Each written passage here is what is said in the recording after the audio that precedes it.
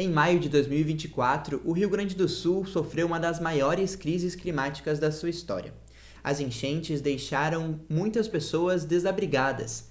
E, no meio deste cenário, muitas iniciativas de apoio foram criadas.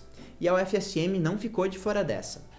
No TV Campus Entrevista de hoje, eu converso com a professora Ana Paula Roveder, coordenadora do grupo de pesquisa NEPRAD, que está auxiliando na recuperação de áreas de preservação permanente.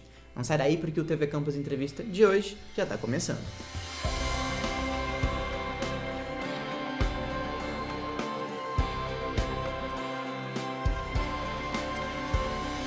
Eu sou Victor Souza, estudante de jornalismo. Professora, seja bem-vinda ao TV Campus Entrevista. Olá, Victor. Mais uma vez nos encontramos. Boa tarde, obrigado pelo convite. A gente que agradece a senhora de ter topado vir aqui conversar com a gente hoje. Prof, e para começar a nossa conversa, a senhora pode explicar para a gente o que são as áreas de preservação permanente e como que elas auxiliam em momentos como no momento das chuvas do mês de maio do ano passado? Certo. As áreas de preservação permanente, ou as mais conhecidas como APPs, elas são...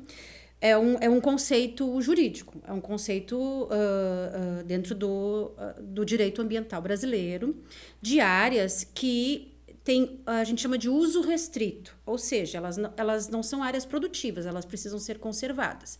Ah, mas por que exatamente essas áreas precisam ser conservadas? Não é à toa, não é por acaso, é que elas são áreas que possuem uma certa fragilidade, né? Então, também essa fragilidade muitas vezes pode ser uma fragilidade relacionada a questões hídricas, como no caso das margens dos rios, né? Dos reservatórios de água, ou as encostas, né? Uma certa declividade, porque também tem todo esse risco de deslizamento, de solapamento. Então, as áreas de preservação permanente, elas são um recorte jurídico, legal, mas não é por acaso.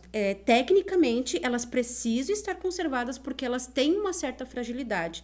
E ao serem preservadas, elas cumprem uma série de serviços ecossistêmicos, como, por exemplo, a contenção e preservação do solo na beira dos rios, a contenção de deslizamentos, a passagem de fauna silvestre, ou seja, a conservação da biodiversidade, a recarga de aquíferos e produção de água, como as áreas de nascentes, que também são APPs. Então, é nesse sentido que elas precisam e legalmente são obrigatoriamente preservadas. Prof, e agora, depois das enchentes, né?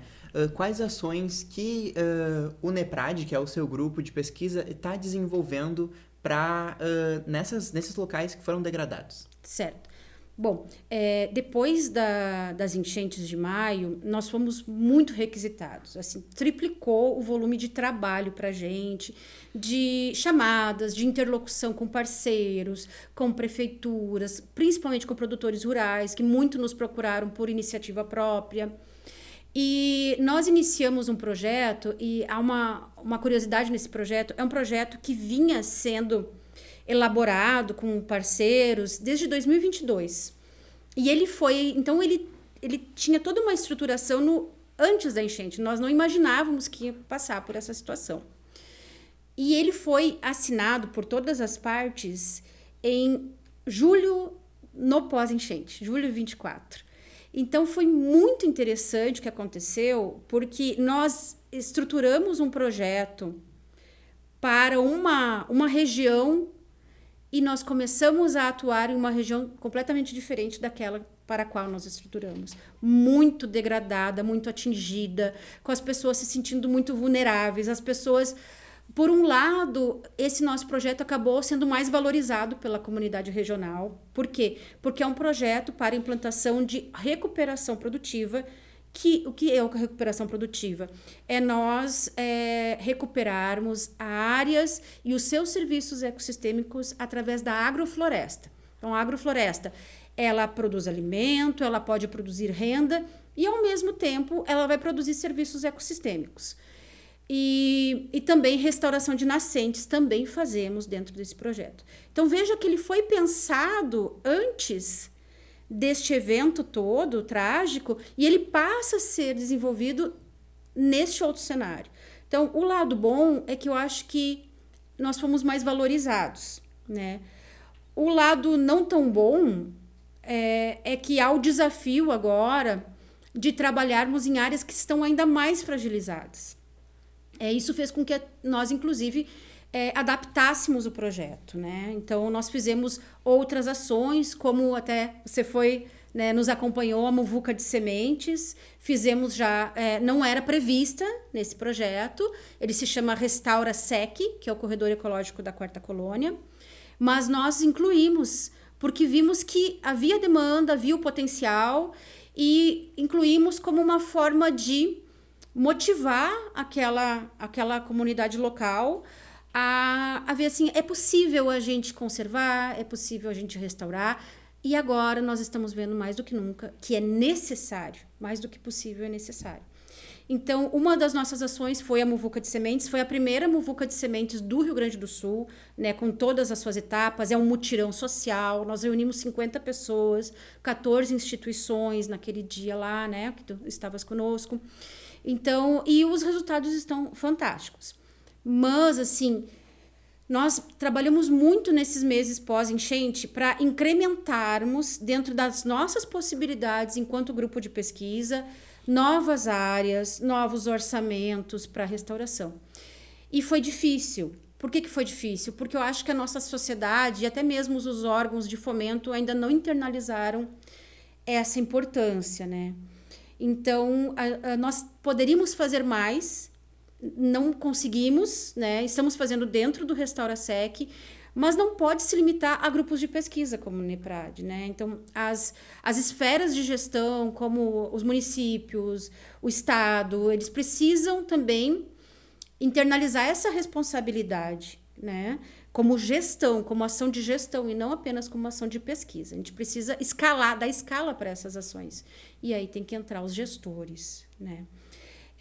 E há muita coisa para fazer e há muito potencial para fazer, principalmente nessa nossa região aqui do Rebordo do Planalto.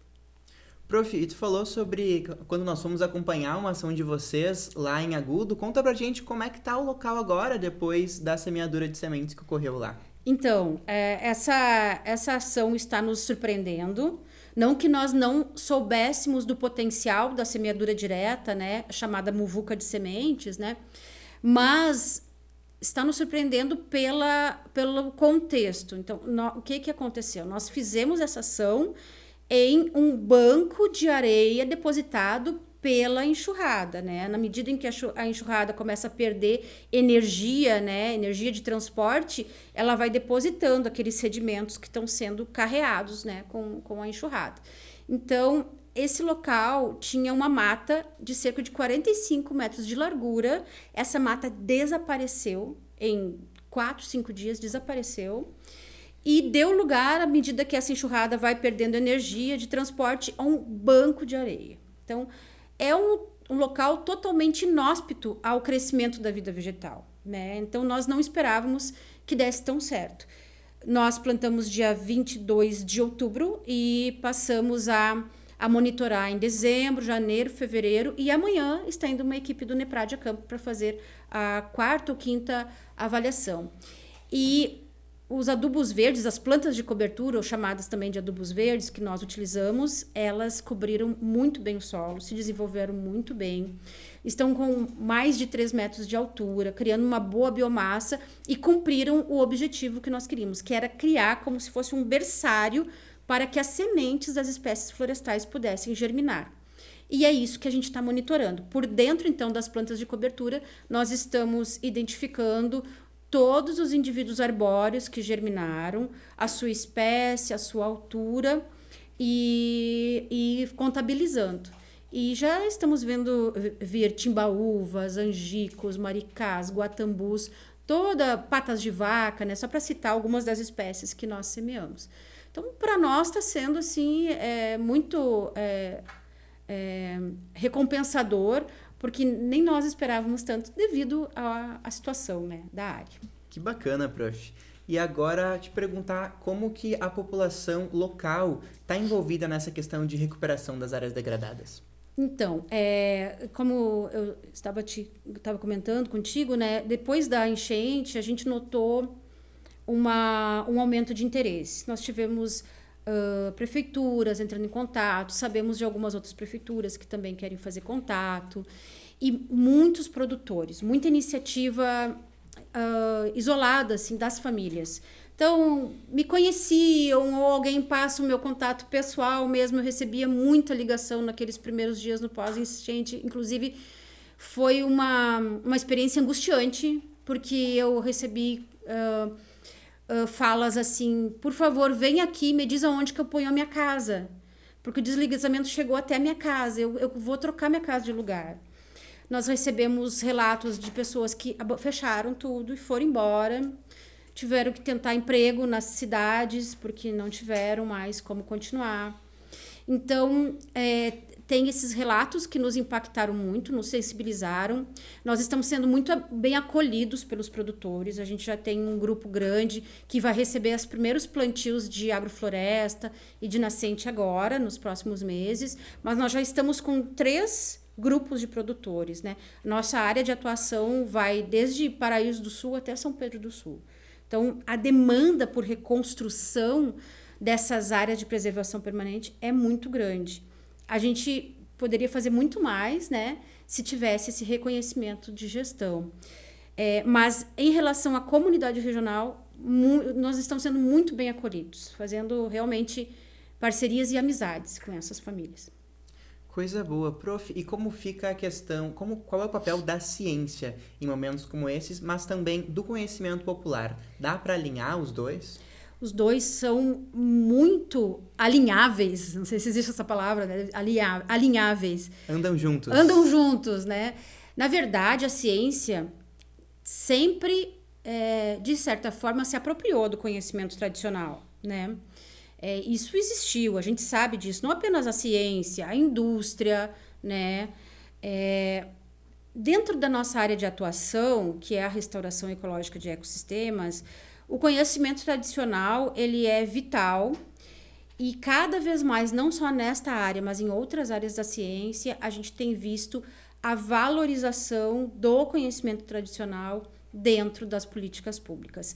Isso é algo muito novo, muito incipiente, mas que cresce, vai escalando pouco a pouco, com a visibilidade que os nossos povos indígenas, quilombolas e outras, aqui no Pampa a gente tem os pecuaristas familiares, né, outras comunidades tradicionais passam a ter. Por exemplo, a restauração ecológica em territórios e terras indígenas é muito bem sucedida. Nós temos muitos projetos no Brasil todo, né, com restauração em territórios indígenas. Há, por parte do Ministério do Meio Ambiente, Ministério dos Povos Indígenas, sessões específicas para fazer esse tipo de projeto. E que não é apenas a gente entrar numa terra indígena e impor, é eles que nos dizem como eles veem, como que eles veem a restauração das suas áreas, até dentro da sua própria cosmologia, né? Então, a gente começa a ver esse avanço da valorização, mas assim, é uma dívida histórica gigantesca que precisa de muito mais abrangência.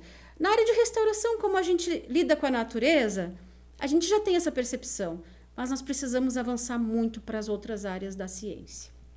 Prof, e o que nós podemos aprender depois dessa crise climática sobre ocupação de solos e mudanças climáticas?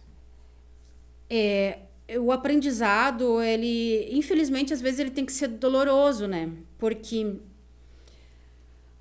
para quem trabalha com essa temática, não há novidade, né? Eu acho que a grande novidade e o susto foi a intensidade do evento, né? E para a sociedade em geral, né? Para nós não há novidade, porque a questão das mudanças climáticas e o alerta dos cientistas tem sido feito desde a década de 70, 80. Nesse percurso todo, os cientistas que tinham a coragem de alertar, muitas vezes eles eram difamados, né? Infelizmente, a gente chega num momento em que tudo que a ciência foi dizendo está acontecendo. Então, nós não estamos mais na fase de mudança climática. Nós entramos naquilo que os cientistas falavam. Nós vamos viver emergências climáticas. A gente não está mais na mudança, a gente está na emergência. O que significa isso? Agora, a sociedade vai sofrer as consequências desse desprezo pelo alerta da ciência. Infelizmente, parece que a nossa janela de memória se fecha de forma muito rápida, né? Então, nós esperávamos que tivéssemos uma conscientização maior a partir da aprendizagem dolorosa, né? De sentir na pele. E não me parece que é o que está acontecendo. E, infelizmente, não é um fato isolado que aconteceu no Rio Grande do Sul. Isso se espalha para todos os continentes. Nós vimos isso acontecer na Espanha, em outros lugares do Brasil, né? E no Chile aconteceu de forma muito intensa agora também. E não me parece que há uma mobilização. Pelo contrário, parece que nós escolhemos, enquanto humanidade, que ok. Parece que há uma certa passividade. Ok, nós vamos viver isso. E quem vai sofrer mais são as pessoas de menos posse. Então, parece que nós aceitamos isso. Ok, vamos continuar com a nossa sociedade de consumo. Enquanto nós estivermos conseguindo consumir, nós vamos... tá tudo bem, porque quem está sofrendo mais as consequências são os invisibilizados da humanidade. São os pobres, são os rurais, é o pequeno produtor, né? São as pessoas nas favelas, que sempre sofreram muito. Parece que é uma novidade, mas não é. Nós temos dados no Brasil, se não me engano, de 2088 a 2008, nós tivemos quase 2.000 mortes só deslizamento, não é nem enchente, só deslizamento. A gente não fala disso, né? Então, o aprendizado é que a ciência alertou, a ciência continua alertando, a ciência continua criando formas de se gerar resiliência climática, mas parece que quem domina o cenário político e econômico não está internalizando na rapidez que precisava, porque agora é emergência. Não sei se tu viste essa semana, ontem mesmo, teve um fato que tomou os noticiários internacionais de um grupo de pessoas, uma cantora famosa, mulheres que Sim. fizeram um voo orbital, acho que é assim que chama, né? Isso, se não me engano, foi a primeira expedição para o espaço somente de mulheres, né? Eles ficaram, se não me engano, 10 minutos no espaço e retornaram para a Terra. Então, é muito legal, muito bacana, né? Gera notícia, né? Quando elas chegaram, elas estavam muito emocionadas, tem as fotos mostrando elas beijando o solo, mas... quanto investimento tem para esta viagem e nós não temos para criar salvaguardas, criar resiliência climática e proteger a nossa casa, que é o planeta, e os nossos irmãos, que são as pessoas menos favorecidas pelo capital, e os nossos irmãos, que são a fauna e a flora, que têm direito a viver neste planeta tanto quanto o ser humano, né? Então, há um paradoxo, há um contraste muito grande, abismal, entre o que nós temos de investimento em tecnologia e que às vezes leva pessoas para o espaço e emociona e dá fotos bonitas, e as tragédias cotidianas da emergência climática que a gente bota para baixo do tapete. Porque é feio ver e vai ter que gerar responsabilidade e responsabilizações, né? Então, infelizmente, as notícias não são boas, né? A lição que fica é que nós não fizemos o dever de casa e parece que a gente vai ter que sofrer mais até aprender, mas a gente não tem tanto tempo agora para aprender, né? Porque já estamos nas emergências. Prof, e para mitigar as ações da mudança climática, já que ela já começou, ela já está acontecendo, o que nós podemos fazer e quem que nós podemos cobrar? Nós temos uma série de possibilidades que não são novidade, desde o protocolo de Kyoto, são trabalhadas, são feitos acordos entre as partes internacionais, agora mais recentemente, em 2017, o Acordo de Paris, mas outros acordos também, o mais famoso é Paris, mas tiveram outros, em que a gente pode trabalhar soluções de sequestro do carbono atmosférico, de redução de emissões de gases de efeito estufa, levando o planeta a um patamar vamos dizer assim, aceitável de aumento climático, né? Há um cenário assim, ok, há essa mudança climática, mas a gente está conseguindo contê-la e vamos parar por aqui essa mudança, vamos conseguir conter, não vamos escalar, né?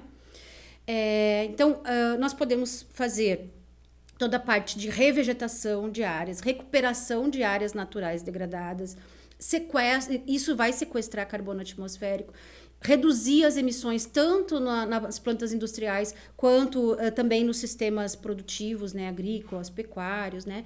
E o que a gente precisa disso? A gente precisa, e é algo que está estipulado no Acordo de Paris, mas até agora, veja, foi 2017, até agora não está executado, que é os países ricos financiarem os países pobres para que eles possam fazer essas revegetações, retirar esse carbono da atmosfera, né?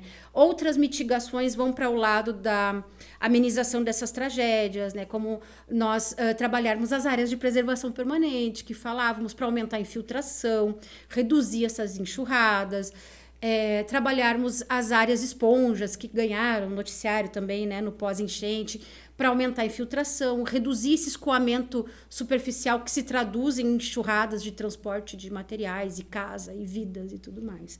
Então, nós temos tecnologia, nós precisamos do interesse e do aporte político e de recursos. Então, o Acordo de Paris prevê isso. Os países ricos subsidiando os países pobres para que essas tecnologias saiam do papel. A gente usa um termo em restauração ecológica, que é restauração no chão. Ou seja, sair do papel e ir para o chão, ir para o solo. Infelizmente, a gente vê, né, os países que mais emitem, têm maior emissão, né, são Estados Unidos e China. E, obviamente, são os países mais refratários em adotar e se comprometer. E agora, então, com essa nova gestão, né, do presidente Trump, ele sai do Tratado de Paris, ele sai do acordo. E isso é péssimo para que a gente possa colocar essas tecnologias no chão, concretizá-las e estancar esse aquecimento global. Até os níveis, até os cenários que o IPCC, o painel governamental internacional de mudanças climáticas, nos diz, olha, até aqui, se nós pararmos aqui, a humanidade continua, né? Nós vamos ter que mudar toda a forma de consumo, de vida, mas até aqui, sabe? Vamos fazer esse acordo, vamos fazer isso se concretizar que a gente vai sobreviver. Não está saindo do chão ainda. O Brasil tem feito essa parte, tem coisas bem bacanas sendo feitas pelo Ministério do Meio Ambiente, eu assessoro e dou algumas consultorias, e então consigo acompanhar e testemunhar o quanto essa nova gestão federal tem feito, né, os esforços com o Plano AVEG e tudo mais, mas não basta o Brasil, tem que ser um mutirão internacional. A gente tem que fazer uma muvuca internacional, né, que é essa muvuca que a gente fez lá, né, com 50 pessoas, tem que pegar agora e fazer essa muvuca pelo planeta. Prof, e agora, já se encaminhando para o final aqui da nossa conversa, queria saber da senhora das expectativas para a COP30, que ocorre esse ano em Belém. Pode vir mais verba, por exemplo, para a recuperação ambiental? O que a senhora espera desse evento que está sendo tão mediatizado, tão falado? As COPs são importantíssimas, mas elas realmente, há já críticas do setor ambiental, né, dos setores socioambientais. Me parece que o governo do estado do Pará foi sensível às últimas críticas, tem adequado algumas coisas. Eu sou otimista quanto à possibilidade, à competência do Brasil de articular através da COP, né? Mas eu vou citar uma frase que a ministra Marina Silva falou essa semana, que eu achei perfeita. A ministra, eu acho que resumiu muito bem. A COP não é festa, é luta. E é isso que as pessoas, né, os dirigentes, quem está as organizações e as próprias comissões de cada país que vem precisam entender, né? Nós não estamos em tempo de fazer festa. Nós estamos... É muito sério o que o planeta está vivendo, né? Quem trabalha na área ambiental tem essa noção. Quem não trabalha vive um pouco nessa ilusão que está tudo normal e não está, né? Nós estamos à beira de um abismo. Essa é a verdade.